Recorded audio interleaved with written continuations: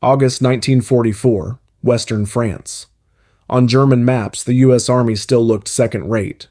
Reports claimed American soldiers were supposedly soft, and their officers overly dependent on machinery. German generals believed that after Normandy, the Americans were exhausted and easy to stop.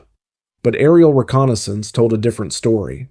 Flying over the roads south of Avranches, Luftwaffe pilots captured long lines of American trucks, thousands of vehicles, and hundreds of tanks. German headquarters responded with a chuckle. They are slow, they are heavy, we will strike, and they will crumble. On the ground, however, the reality was starkly different. The U.S. 4th Armored Division, under General John S. Wood, advanced with precision and speed, almost as if racing against time itself. This was the classic American approach: mobility, rapid maneuvers, and constant pressure. Veterans still recall the discipline and decisiveness of these units.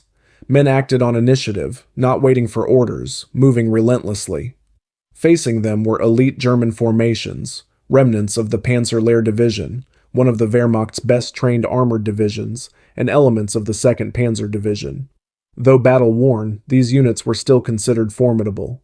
But a gulf existed between German expectations and American execution. American columns moved not like a slow, disorganized army, but like a precise, high-speed machine. New logistical systems, powerful tow vehicles, mobile repair units, and junior officer initiative made the Americans faster than the Germans, a decisive advantage. Lessons learned from July and August battles in Normandy became clear. Speed could replace armor, and initiative could overcome experience. When German forces prepared for a standard American attack, the 4th Armored Division was already setting up a flanking maneuver that German headquarters had not anticipated. Within the next 2 days, the turning point would arrive. As a captured German officer later recounted, "We thought we understood the Americans. We were wrong." The morning of August 27th brought a shocking reality for the Germans. Forward units of Panzer-Lehr expected a standard procedure: artillery barrage, slow infantry advance, then tanks. This had been typical in Sicily, Italy, and early Normandy. Instead, the Germans heard a very different sound: a continuous roar of engines, rapid flanking movements, and reconnaissance units engaging but not committing fully, forcing German positions to reveal themselves. Within minutes, the main strike hit. Veterans call it a textbook example of decisive maneuver. Rather than attacking directly, American Shermans and light tanks moved in arcs around German positions, exploiting weak flanks where anti-tank defenses and fuel shortages were critical. German radio communications erupted with panic. Panzer-Lehr commanders reported unexpected flanking attacks and rapid American movements that our doctrine cannot account for. This was a blow to German pride. Panzer-Lehr had been elite, fully motorized, with highly trained crews. By August 1944, however, it had become a shadow of its former self: bombed, battle-worn, and fuel-starved. The Americans sensed this. Every captured intersection, every destroyed German transport, every secured bridge opened new options for maneuver.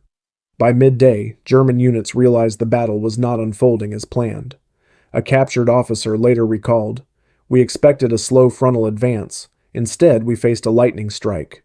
This lightning strike was only the beginning." The most humiliating moments for German elite units would come by evening. By the evening of August 27th, German headquarters struggled to make sense of the situation. Telephone lines were overloaded, radio communications intermittent. Reports were fragmented, often contradictory, but the overall picture was clear. The Americans were advancing too fast. German officers could not assess the battlefield quickly enough. In the afternoon, the 4th Armored Division executed a maneuver later described as a textbook example of mobile warfare. Rather than storming Panzer-Lehr positions head-on, American tanks and mechanized infantry struck the left flank. German reaction was delayed. Soldiers of the 2nd Panzer Division, exhausted and poorly supplied, tried to establish an improvised defensive line at a crossroads. American forces were already there, faster than German doctrine anticipated. The main reason for German shock was the style of warfare. Blitzkrieg had been their hallmark, but now Americans conducted a lightning offensive in the German way, only faster. A particularly dramatic episode occurred at the village of Tessin. German reports indicated a single infantry company and a few anti-tank positions were there.